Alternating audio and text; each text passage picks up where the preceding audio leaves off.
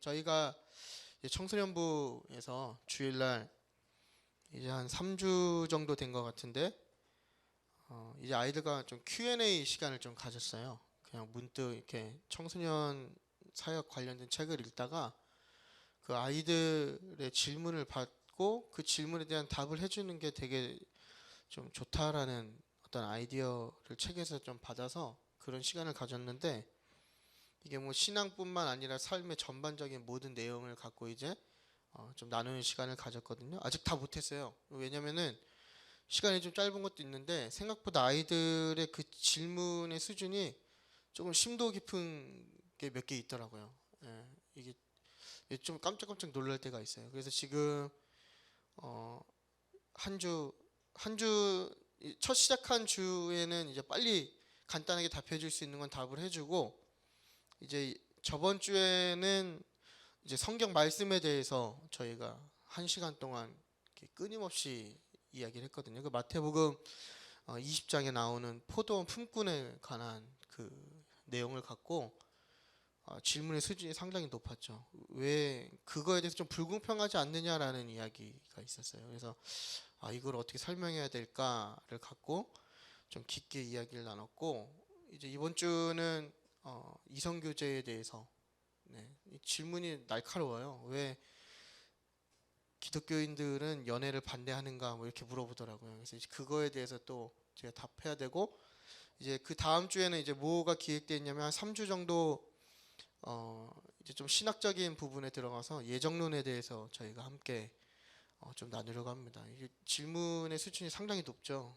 근데 이제 대부분 이제 그러한 질문들에 대한 답을 이제 제가 어떻게 쉽게 설명하냐면 방향성을 가지고 이야기를 많이 해요. 우리의 신앙생활이 결국에는 어떤 방향성의 문제가 아니겠느냐라는 거죠. 우리가 어디로 가느냐, 또 무엇을 향해 가느냐에 대한 문제를 갖고 얘기하는데, 우리가 어떤 영향을 끼치느냐라는 거죠. 우리의 모든 행동들이 그러니까 성경에서 이야기하고 있는 그런 어떤 성경이 이야기하는 그런 문자적인 내용을 넘어선 그런 내용들이 우리랑 부딪힐 때 우리가 그걸 어떻게 해결해야 되는가, 이런 질문들이 많았거든요. 근데 그런 것들을 이제 저는 방향성으로 설명을 하거든요. 우리가 그러한 방향으로 갔을 때 과연 안 믿는 사람들에게 어떠한 영향을 줄 수 있느냐, 이제 이걸 두고 이야기를 많이 했는데, 저는 좀 그런 교육을 많이 하는 것 같아요. 저희 청소년부 이렇게 모임이라든지 또 말씀 교육할 때 항상 방향성에 대해서 얘기하고,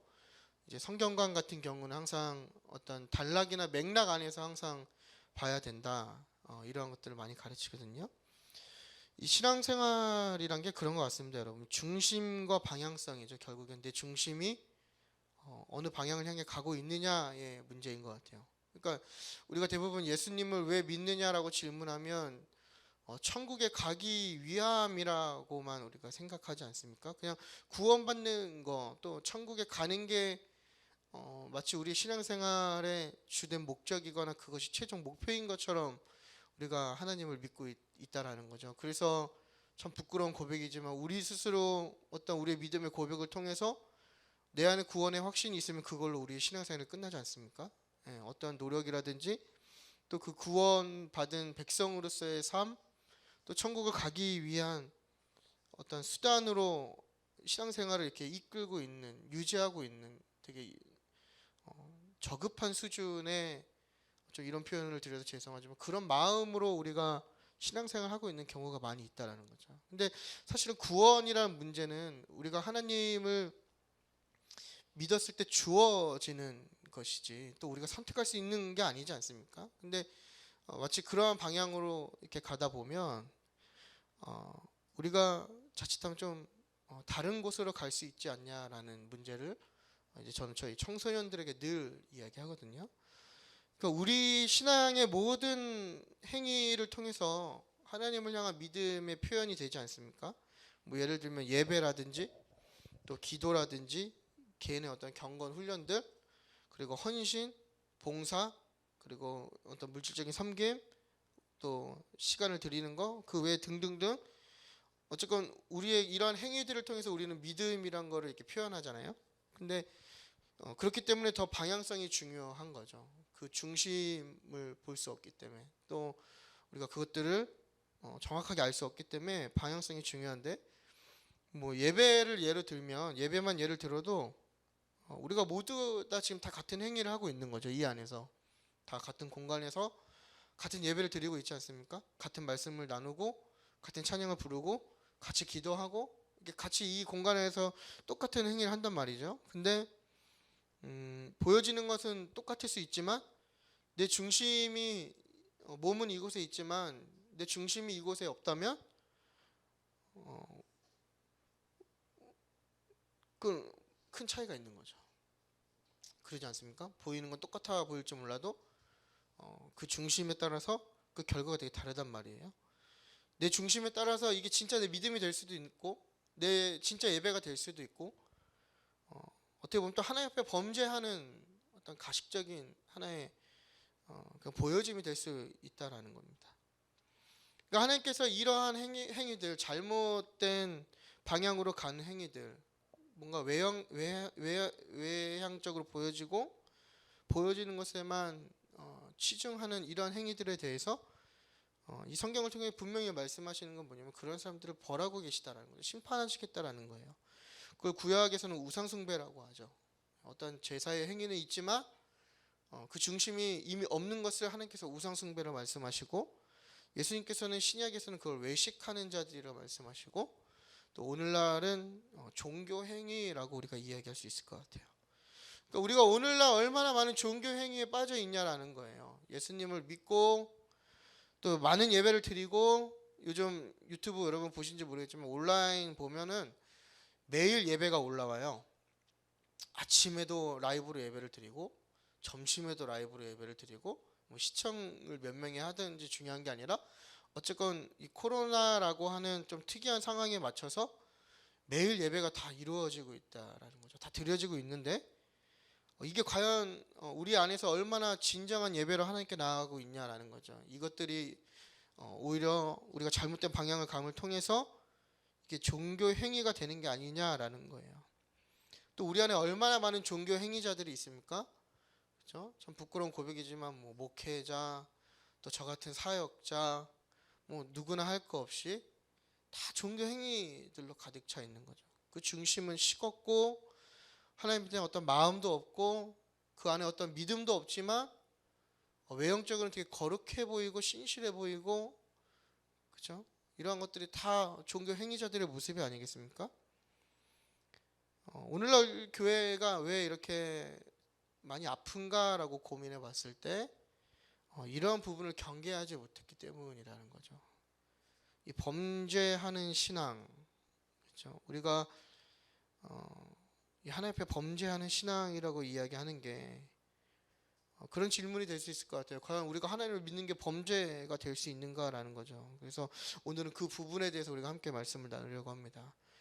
오늘 이 아모스서를 통해서 사실 좀 낯선 선지서이죠. 작은 선지서이기도 하고, 간혹가다 이제 저희 청소년부에서 이런 선지서 말씀 볼 때 뭐 이렇게 미가서나 이런 거 있잖아요. 되게 잘 우리가 익숙하게 잘 읽지 않고 수많은 소선지서 사이에 껴 있어서 잘 모르는 것들, 가끔 제가 그 신약 어디 뒤에 있지 않냐 그러면 막 신약에서 찾는 친구들도 있어요. 근데 그만큼 좀 익숙하지 않는 말씀인데, 사실 우리가 잘 보지 않는 말씀인데 되게 중요한 말씀인 것 같습니다. 특히나 이렇게 많이 뭔가 바로잡아야 하고 무언가 우리를 더 경계해야 될 때 어떤 하나님의 그런 심판과 하나님의 어떤 뜻이 담겨진 메시지를 우리가 좀 더 주목할 필요가 있는 것 같아요. 먼저 이 아모스가 활동할 당시의 배경을 우리가 조금 이해할 필요가 있는데, 아모스는 남유다 출신의 선지자입니다. 목자고요. 강력한 하나님의 부르심 때문에 이제 북이스라엘로 향하게 되는데, 이 여로보암 2세 때 활동했던 선지자예요. 그러니까 이 그 아모스의 배경은 여로보암 2세 때인 거죠. 그래서 여로보암 2세 때 어떤 환경이었냐? 이 여로보암은 그 북이스라엘을 통틀어서 가장 길게 통치한 왕입니다. 가장 길게 통치한 왕이고, 당시 다윗 왕조에 버금갈 만큼 엄청난 영토 확장이 이루어지고 회복이 될, 예, 그리고 또 정치적인 안정이 있는 이제 강대국이 된 나라의 환경을 갖고 있었던 거죠. 그러니까 그런 강대국이 된다면 당연히 따라오는 게 경제적인 풍요가 있지 않겠습니까? 그러니까 되게 부유하고 힘이 센, 예, 되게 좋은 환경 속에 지금 북이스라엘이 놓여진 거예요. 되게 표면적으로 좋아 보이죠. 근데 동시에 이러한 풍요와 함께 어떤 부작용이 일어나냐면 바로 환경에 대한 부작용이 일어나는데 너무 풍요하다 보니까 이제 사치스러운 생활이 생기기 시작한 거예요. 또 많은 종교 행위가 일어나는 거죠. 여러분 교회 역사를 보시면 아시겠지만 이 초대교회를 넘어서 이제 로마의 국교가 되고 나서부터 사실은 교회의 타락이라고 많이 이야기들 하거든요. 교회의 부패가 언제 시작했냐? 바로 그 콘스탄티노플에서 이제 국교가 됐을 때부터 이제 교회의 타락이 시작됐다라고 보는 분들이 많은데, 사실 우리의 신앙도 그런 것 같아요. 뭔가 부유해지고 여유로워지고 풍요로워지면 이제 그야말로 부작용이 일어나는 거죠. 뭔가 절실하고 진실하고 하나님께 간절하고 하나님께 더 나아가려고 애쓰던 그런 행위들이 이 풍요로운 사치에 물려서 이제 종교 행위가 되기 시작하는 거예요. 그러면서 이제 타락이 오게 되는 거죠. 그러면서 이 강대국 안에서 또 사회적인 부조리와 또 윤리적이고 종교적인 부패가 심각했다라는 거예요. 그러니까 외형은 되게 좋은 나라에 살고 있지만 그 속은 되게 썩어가고 있는 시대 가운데에 하나님이 이 아모스를 불러서 하나님의 말씀을 전하고 그들에게 회개하라고 촉구하는 게 오늘 본문의 배경이자 오늘 본문의 내용입니다. 그래서 보시면 아시겠지만 계속 돌아오지 아니하였다라고 말씀하시죠. 이게 여호와의 말씀이니라. 이게 지금 아모스가 그 하나님의 말씀을 받아서 사람들에게 전하는 내용인데 계속 회개를 촉구하는 거예요. 4절과 5절을 보면 하나님께서 북이스라엘 백성들이 기뻐하는 게 무엇이다라고 이제 5절 끝에 보면 이스라엘 자손들아 이것이 너희가 기뻐하는 반이라라고 얘기하죠. 그러니까 너네가 기뻐하는 게 이거다라고 이제 하나님께서 말씀하시는데, 그 2절의 내용을 보면 4절과 5절에 나오는 모든 내용들이 이스라엘 백성들이 평상시에 그 당시의 신앙생활의 모습을 그대로 다 보여주고 있는 거죠. 그래서 4절을 보면 너희는 베델에 가라고 돼 있죠. 여기에 이제 두 개의 지명이 나오는데 베델에 가고 길갈에 가라라고 돼 있죠. 근데 그리고 그곳에서 뭐 하라라고 하나님께서 말씀하시냐면 더 죄를 지어라 이렇게 지금 말씀하고 계신 거예요. 너네가 길갈과 베델과 길갈에 가서 더 많은 죄를 지어라 지금 이렇게 말씀하시는 거예요. 근데 이거는 뭐 너네가 더 죄를 지으라고 이렇게 촉구하시는 게 아니라 너네 한번 해봐라 이거 지금 이렇게 우회적으로 표현하는 거거든요. 너네 가서 더 죄 지어봐 이거예요. 그러면서 그곳에서 제사도 드리고 11조도 드리고 약간 이렇게 지금 뭔가 어떤 뉘앙스인지 아시겠죠? 지금 그런 내용인 겁니다. 그래서 이제 당시 이스라엘 그 북이스라엘의 세 가지 종교적 요소가 있었는데 이 요소들이 겉은 되게 화려하게 있어 보이게 했지만 결국 이것들이 하나님 앞에 이스라엘 백성들이 죄를 짓게 하고 범죄하는 신앙으로 나아가게 했거든요. 이 세 가지가 있는데 첫 번째는 뭐냐면 전통적인 장소라는 거예요. 베델이라고 하는 곳은 야곱이 하나님을 만난 곳이죠.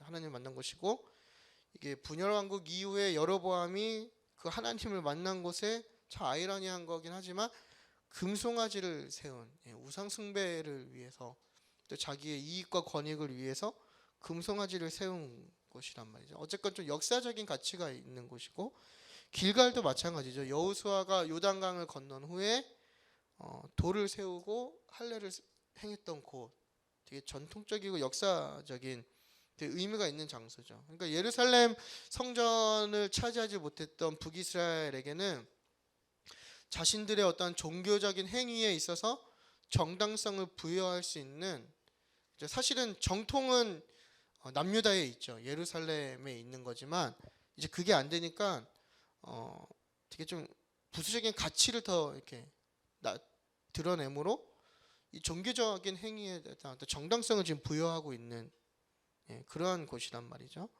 그리고 또 종교적인 열심이 있었다라는 거예요. 그래서 4절을 보면 아침마다, 그렇죠? 가서 너네가 아침마다, 매일이죠. 아침마다는 매일, 그리고 3일마다 이렇게 해서 어떤 종교적인 열심. 그러니까 이스라엘 백성들이 당시 이런 열심을 갖고 지금 생활했다는 것을 우리가 추측할 수 있죠. 그래서 마지막에 보면 그 외에 이제 다양한 종교적인 행위들이 있었다라는 거예요. 그래서 제사라고 하는 거, 여기 너희 희생을 이렇게 돼 있는 4절에 희생을 하는 희생, 이제 제사를 이야기하죠. 너희 제사, 오늘날로 얘기하면 예배, 그리고 11조, 그리고 여기 수은제, 번역본에 보면 감사제라고 돼 있거든요. 그리고 낙헌제, 낙헌제도 마찬가지. 그러니까 수은제, 낙헌제 둘 다 보시면 아시겠지만 되게 자발적인 예배거든요. 그러니까 정해져 있는 예배가 아니라 내가 하나님께 되게 기쁨으로 감사한 마음으로 드리는 자발적인 예배란 말이죠. 근데 이러한 많은 행위들을 매일 하고 되게 상징적이고 의미 있는 장소에서 했는데, 이러한 것들이 복합적으로 결국에는 하나님 앞에 범죄하는 신앙으로 나아가게 했다는 게 좀 아이러니하지만 그게 오늘 본문이 우리에게 이야기해주는 내용입니다. 그래서 잘 보면 5절에 소리내어 선포하라 라고 되어 있거든요. 근데 이 소리내어 선포하라라는 게 이스라엘 중심이 어디로 가는지를 명확하게 지금 보여주고 있는 거거든요. 그러니까 이 모든 행위가, 이 세 가지의 복합적인 모든 행위가 하나님을 위한 것이 아니라 다 자신을 위한 행위라는 것을 지금 표현하고 있는 거예요. 그러니까 소리내어 선포하라, 이거는 내가 이만큼 한다, 뭔가 그것을 드러낼 수 있고 뭔가 그걸 부각시킬 수 있는, 이슈를 끌 수 있는 되게 독특한 행위라는 거죠. 그러니까 이스라엘의, 벌써 북이스라엘의 중심이 이 화려한 종교 행위들 속에서, 많은 여러 가지 움직임 속에서 그 방향이 완전 잘못되고 있다는 걸 우리가 알 수 있죠. 전통적인 장소도 있었고 상징적인 의미도 있었고 또 종교적인 열심도 있었고 또 여러 가지 다양한 종교 행위들을 하고 있었지만, 오히려 이것들이 하나님 앞에서 그 중심이 잘못됐을 때 범죄의 증거가 됐다라는 거예요. 범죄하는 신앙의 증거가 됐다라는 거죠. 그러니까 표면적으로는 제사를 드리지만, 이게 오늘날로 얘기하면 표면적으로는 예배를 드리지만, 또 표면적으로는 하나님을 섬긴다고 말하지만, 또 표면적으로는 뭐 우리의 신앙을 하나님께 더 뭐 성숙하게 나아간다라고 이야기하지만, 그 이면에는 우리의 마음 가운데처럼 소리내어 선포하고 있다라는 거죠. 뭐 누군가에게 인정받기 위해서, 누군가에게 나를 드러내기 위해서, 또 누군가에게 더 잘나 보이기 위해서, 또 어떠한 나도 모르는 내 이면의 만족과 이익과 어떤 목적을 갖고 하나님께 나아가고 있는 거, 이게 다 소리내어 선포하라 이런 거 똑같지 않습니까? 이 원어 자체가 그런 의미입니다. 더 드러내게끔 하는 거, 보여지게끔. 이 보여지는 종교적인 행위를 사랑하지만 보여지지 않는 내면적이고 실제적인 신앙이 아니었다라는 거죠. 그러니까 하나님께서는 이러한 신앙을 되게 싫어하시고 범죄라고 말씀하신다라는 거예요. 그러니까 오늘날 우리도 이러한 많은 우리의 신앙생활 가운데 우리 안에 우리도 모르게끔 소리내어 선포하길 원하는 우리의 어떤 신앙이 있다면, 하나님께서 우리의 신앙을 보시고 뭐라고 평가하시냐면 범죄하는 신앙생활이라고 말씀하신다라는 겁니다. 그렇죠? 경각심이 있어야 되겠죠. 과연 우리도 모르는 나의 이면에, 나조차 깨닫지 못하는 나의 이면에 무엇이 있는가 늘 경계하고 더 그것들에 대해서 집중할 필요가 있다라는 거예요. 그래서 이런 상황에 놓인 이스라엘 백성에게 6절에서 11절을 보게 되면 하나님께서 이제 직접적인 개입을 하시는 거죠. 그래서 6절을 보면 너희 일을 깨끗하게 하겠다라고 하시는데, 일을 깨끗하게 하신다는 것은 이제 먹을 게 없어서 너네가 양치할 필요도 없다라는 거예요. 그러니까 되게 고급진 표현이죠.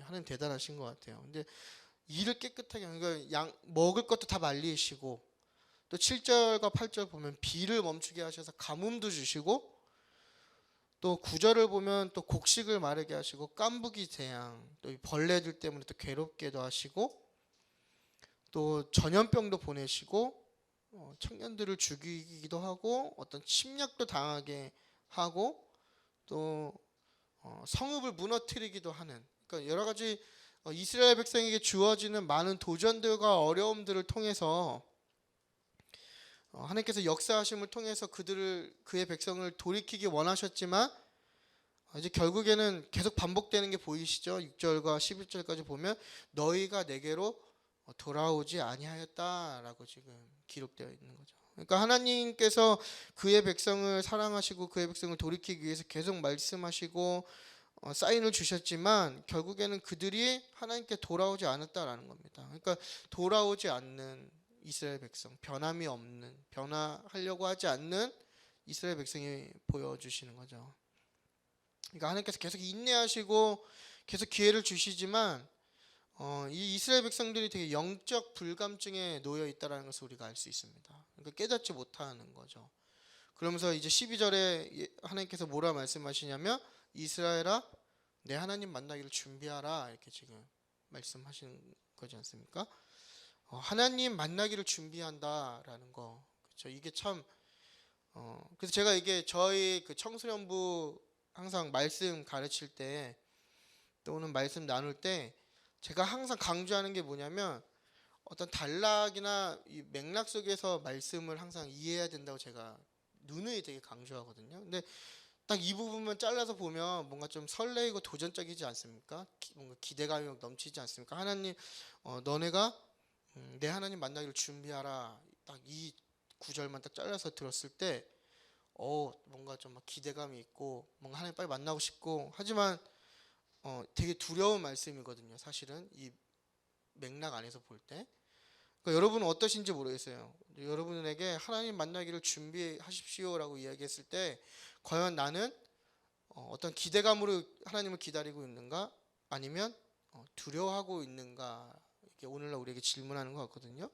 이 5장 보면 북이스라엘 백성들이 하나님을 굉장히 만나고 싶어하고 갈망하는 거 우리가 알 수 있어요. 이 예배 후에 시간이 되시는 분들 한번 좀 읽어보셨으면 좋겠는데 그들이 하나님을 되게 갈망해요. 여호와를 되게 만나고 싶어하고 되게 막 엄청 되게 진짜 엄청 만나고 싶어하는데 그런 마음에 비해서 이러한 또 하나님의 말씀을 통해서 회개를 촉구할 때는 돌아오지 않는다라는 거죠. 그러니까 이렇게 저는 말씀 준비하면서도 늘 혹은 이렇게 선지서 읽을 때 제가 느끼는 거지만 저는 저희의 모습을 이렇게 많이 이렇게 투영시킨다 그러죠. 이렇게 같이 씌워보거든요.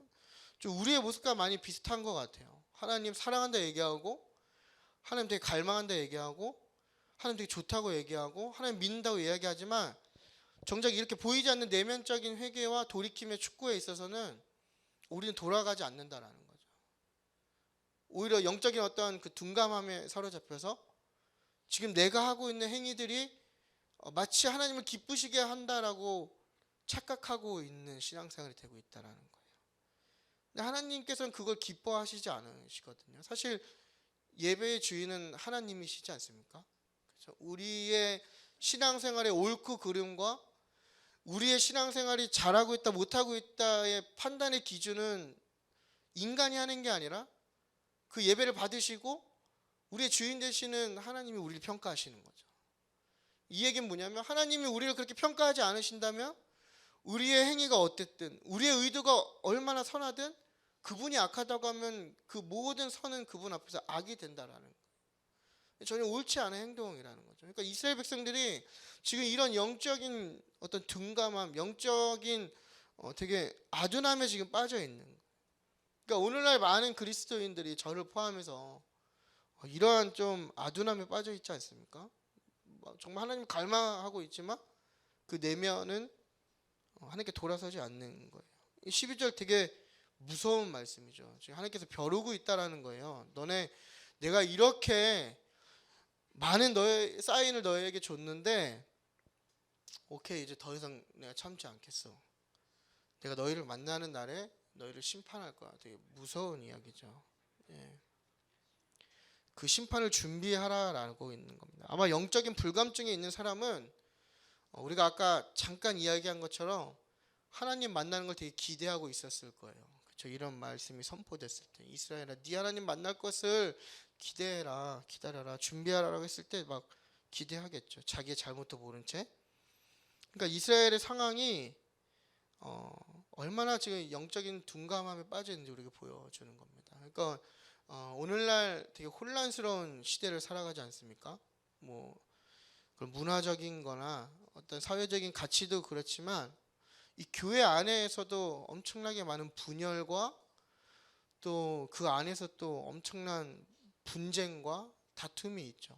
그렇죠? 또 교회 안에서도 요 개교회를 이야기하는 게 아니라 교회의 어떤 전체적인 교회라는 큰 하나의 공동체를 볼 때 그 안에서 얼마나 많은 분열과 다툼이 있냐 이 말이에요.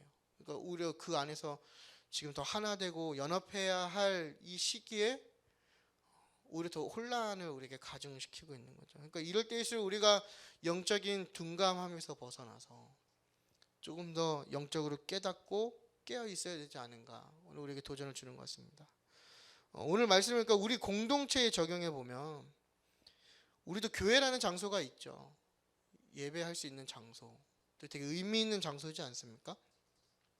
그러니까 뭐 오늘날 교회라고 하면 그 교회의 정의가 건물로 많이 정형화된 게 조금 안타깝지만 사실 뭐 그런 의미에서 그냥 뭐 그것들을 틀린 얘기는 아니니까 맞다라고 인정해 볼 때 교회라는 장소도 있는 거고, 우리도 평일에 많은 예배도 드리고 뭐 열심도 있죠. 새벽 예배도 있고 뭐 오늘처럼 수요 예배도 있고 금요 예배도 있고 뭐 주일 예배도 있고 또 우리의 신앙을 표현할 수 있는 많은 행위들도 있죠. 근데 이 모든 것들이 지금 내가 하고 있는 이 많은 것들이 하나님을 벗어나서 오히려 이것들이 하나님 앞에 더 범죄하고 있는 게 아니냐, 이 질문을 오늘 이 아모스서를 통해서 저와 여러분에게 하는 것 같습니다. 그러니까 사실 오늘 말씀은 열심히 하시는 분들일수록, 그 열심이라는 표현이 좀 그렇긴 한데 어쨌건 신앙생활을 더 이렇게 하나님 앞에 더 뭐 다르게 표현할 게 없네요. 아무튼 열심히 할수록 더 이렇게 적용될 수 있는 말씀인 것 같아요. 사실 아무것도 하지 않으면 이러한 게 우리에게 의미가 없죠. 근데 또 그런 분들에게 좀 많이 적용되는 것 같은데, 우리의 신앙의 모든 동기와 목적과 방법이 잘못되는 것은 하나님 앞에 범죄를 쌓아가는 행위임을 우리가 기억해야 합니다. 그러니까 교회라는 공동체가 혹은 우리가 드리는 많은 예배가 또 하나님을 향한 우리의 표현이 그 동기와 목적과 그 방법이 불순하다며 그 이면에 이스라엘 백성이 소리내어 선포하는 것처럼, 혹은 하나님을 자신의 목적과 어떤 알라딘에 나오는 그 램프의 지니처럼 자기의 소원을 들어주는 수준으로만 하나님을 이용하는 것이라면 우리는 회개하고 돌이켜야 하는 것입니다. 물론 아버지시기 때문에 그죠? 우리가 바랄 수 있고 소원할 수 있고 구할 수 있지만, 사실 뭐 저도 그런 것 같아요. 이제 아이가 어리긴 하지만 저희 아이가 저에게 무언가를 구할 때는 그냥 제가 아버지이고 제가 사랑스러워서 구하는 거지, 그런 것들 때문에 저를 아버지 삼은 건 아니잖아요. 그러지 않습니까? 좀 이해가 안 가시나요? 그러니까 저희 아들이 저한테 슈퍼 가면 과자 사달라고 많이 해요. 그럼 제가 그냥 뭐 이렇게 통제하지 않거든요. 저도 같이 사야 되기 때문에 막 많이 산단 말이죠. 근데 저희 아이가 그냥 제가 아버지고 제가 좋고 저를 신뢰하고 저를 사랑하니까 그런 것들을 요구하고 구하는 거지, 마치 그 무언가를 얻어내기 위해서 저를 아빠라고 부르고 따라오는 게 아니잖아요. 그러니까 우리의 신앙생활도 마찬가지라는 거죠. 우리가 하나님을 사랑하고 하나님이 우리 아버지 되셨기 때문에 우리가 어떤 자녀로서 그런 것들 구할 수 있는 거지, 이게 뒤바뀌는 분들이 좀 계세요. 내가 그런 것들을 구하기 위해서 하나님을 내 아버지로 모시는 분들이 계시다라는 거죠. 이게 좀 웃긴 이야기지만 여러분 잘 우리의 내면을 잘 들여다보십시오. 가끔 보면 가끔 그럴 때가 있어요. 내가 하나님 왜 이렇게 열심히 믿는가, 내가 왜 이렇게 하나님 앞에서 오늘 얘기하는 종교 행위들을 많이 하는가, 이렇게 잘 돌이켜 보시면 그 이면에 가장 크게 자리 잡고 있는 건 뭐냐면 바로 내 목적과 내 소원을 이루기 위해서 하나님을 내 아버지라 고백하는 경우가 많이 있다라는 거예요. 그러니까 여로보암 2세 때의 이스라엘의 신앙 상태가 지금 제가 말씀드린 그 상태였다라는 거예요. 하나님이 이스라엘 백성의 왕이 되시고 하나님이 이스라엘 백성의 주인 되셔서 그분을 따른 게 아니라 그들의 어떤 번영과 그들의 축복을 위해서, 그리고 배운 종교적인 관념에 의해서 하나님을 그분의 어떠한 그냥 신의 한 일부로 삼았다라는 거죠. 그러니까 우상 숭배가 이루어지는 거 아니겠어요? 그러니까 여러분, 누가 이야기했는지 제가 지금 기억이 안 나는데 그런 얘기가 있죠. 하나님을 하나님 되게 하지 않는 게 우상 숭배라는 얘기가 있죠. 예.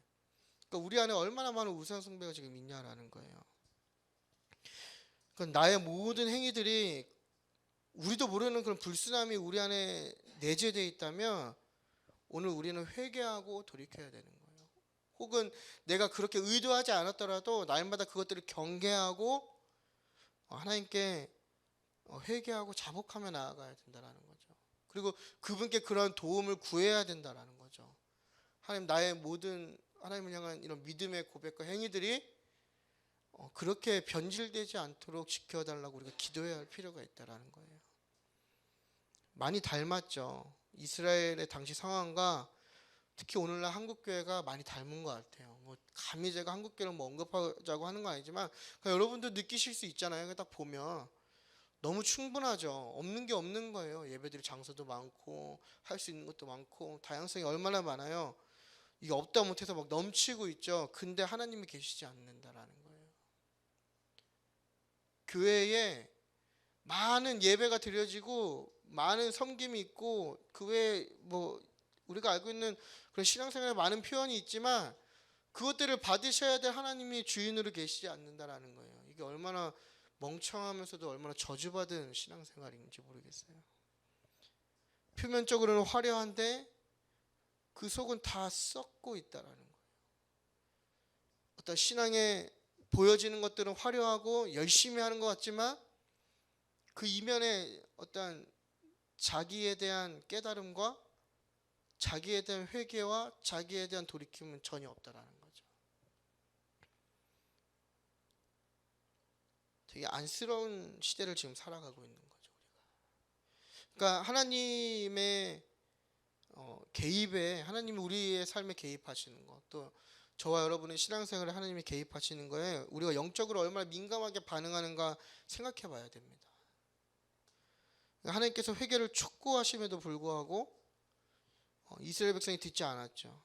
우리 역시 계속해서 우리에게 돌이키기를 다양한 방법으로 하나님께서 사인을 주시는데 우리는 그 사인을 외면하고 있지 않냐라는 거예요. 반복되는 찬양과 말씀과 예배에 행위적으로만 접근하고 행위적인 것에만 만족하는 우리의 예배에 돌이킴이 있냐라는 거예요. 매일 예배하고 매일 찬양하고 매일 기도하고 매일 말씀 본다고 이야기하고 있는데 과연 그 안에 참된 돌이킴이 있냐라는 거예요. 하나님이 기뻐 받으실 만한 예배를 우리가 드리고 있냐라는 거예요. 참 부끄러운 얘기지만 전도사인 저도 어떻게 보면 기기적으로 예배할 때가 있죠. 말씀을 주면서 얼마나 부끄러운지 몰라요.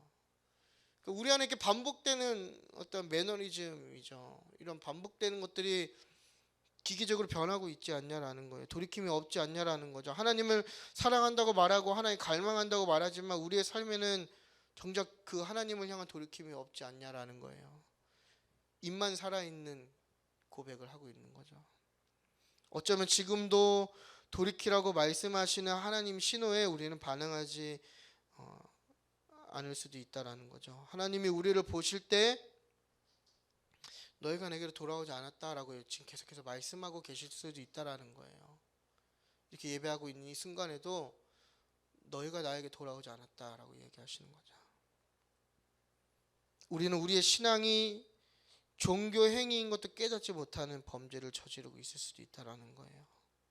그렇기 때문에 우리가 영적인 민감함을 갖고 매 순간 우리를 돌이키는 어떤 처절한 몸부림이 필요한 것 같습니다. 결론을 맺겠습니다. 우리가 그렇기 때문에 이 영적인 민감함을 유지해야 되겠죠. 그리고 하나님 만나기를 준비할 때 두려워하지 않는 뭔가 이렇게 기대감에 가득 찬 삶을 살기 위해서 우리가 좀 노력할 필요가 있는 것 같습니다. 예, 그리고 그러한 어떤 신앙생활을 하셨으면 좋겠어요. 그래서 그 이제 계시록 제가 아이들 가르칠 때 많이 이렇게 비유라고 하기보다는 좀 이해시키기 위해서 쉽게 하는 표현인데 좀 오해 없이 들으셨으면 좋겠어요. 이게 제가 빠따 얘기를 많이 하거든요. 빠따 얘기. 이제 제 때린다는 게 아니고 그런 얘기를 많이 해요. 어떤 사람이 잘못을 한 거죠. 잘못을 해서 이제 이제 뭐 예를 들면 뭐 부모 관계를 얘기하면 아들이 잘못을 한 거예요. 큰 아들이. 이제 아버지가 오면 그 잘못에 대한 처벌을 해야죠. 빠따를 맞아야 되지 않습니까?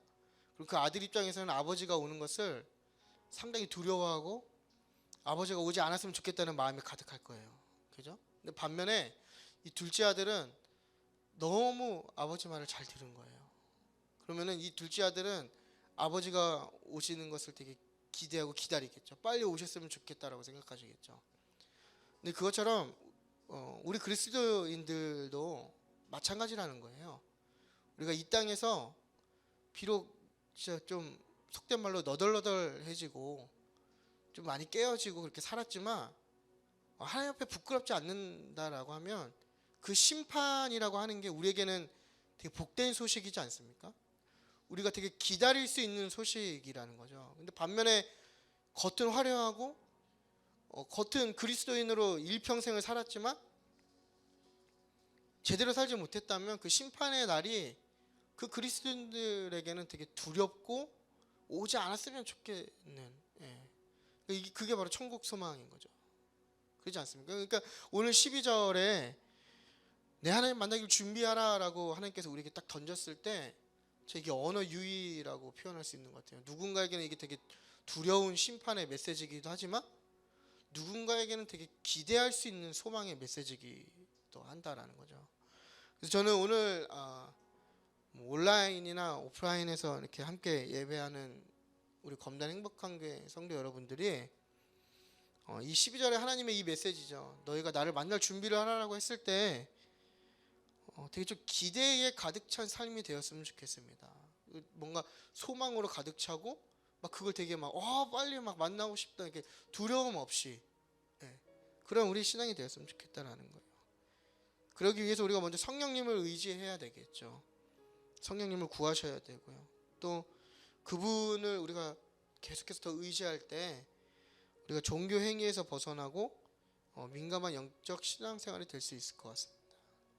그리고 또 우리가 이 민감한 영적인 신앙생활을 위해서는 건강한 신앙 공동체에 속할 필요가 있는 거죠. 그래서 우리가 조금 무뎌지고 아둔해질 때 이 건강한 신앙 공동체 속에서 서로가 서로를 보호하게 된다라는 거예요. 그리고 마지막으로 가정이 우리의 신앙을 돕는 역할을 하도록 믿음의 가정을 세울 때 우리가 이런 범죄하는 신앙에서 조금은 안전해질 수 있지 않을까 생각이 됩니다. 우리가 이런 노력들을 통해서 영적인 민감함이 유지되고 참된 믿음으로 하나님께 나아가는 저와 여러분이 되기를 바랍니다. 여러분 돌이키시는 은혜가 있길 바랍니다. 그리고 다시 하나님께 나아가는 은혜가 있길 바랍니다. 그래서 우리가 하나님 만날 날을 기대하고 또 하나님 배울 날을 소망으로 맞이할 수 있는 하나님 앞에 부끄럽지 않은 또 범죄하지 않는 저와 여러분이 되기를 축복합니다.